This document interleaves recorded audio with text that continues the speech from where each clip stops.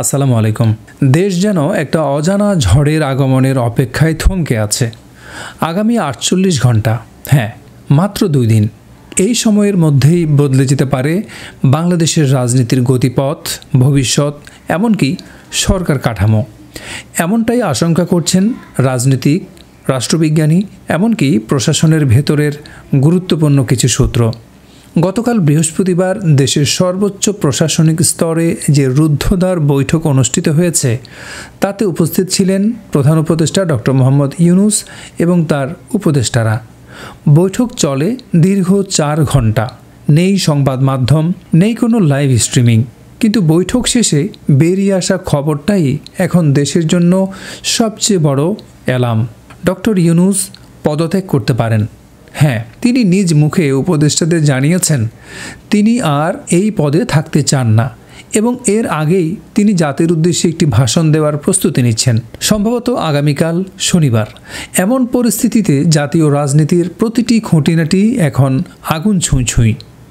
BNP এবং NCP এই দুই পক্ষ উপদেষ্টা পরিষদের ৬ সদস্যকে একযোগে অপসারণের দাবি করেছে, তাও পাল্টাপাল্টি নাম দিয়ে। বিএনপি যাদের বিদায় চায় তারা হলেন খলিলুর রহমান, মাহফুজ আলম এবং আসিফ মাহমুদ সজীব ভুঁইয়া।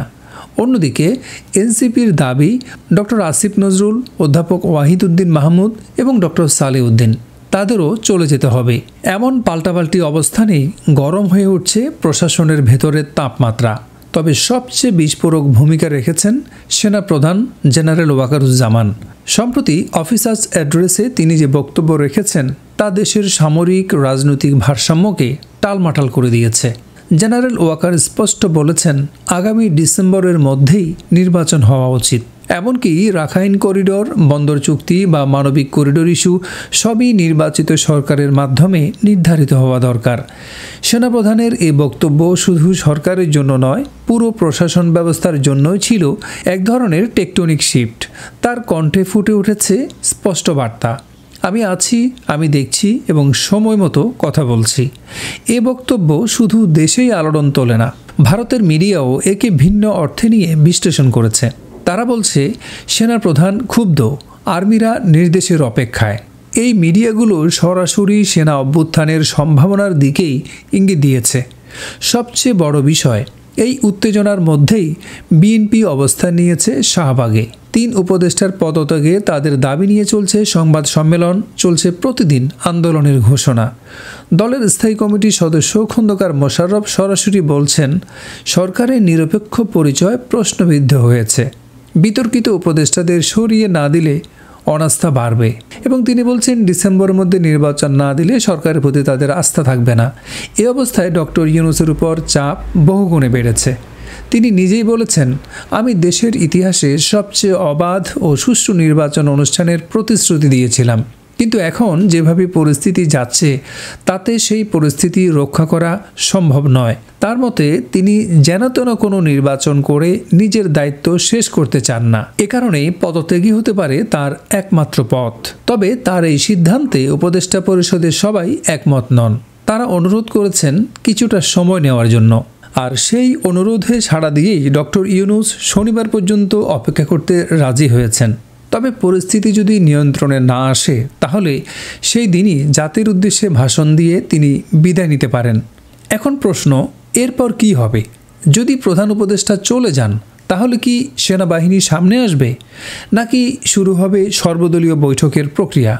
জামায়াত আমির ডাক্তার শফিকুর রহমান তো সরকারকে এমনটাই প্রস্তাব দিয়েছেন। তার মতে জাতীয় স্বার্থে এখন দরকার সব দলের অংশগ্রহণে আলোচনার টেবিল।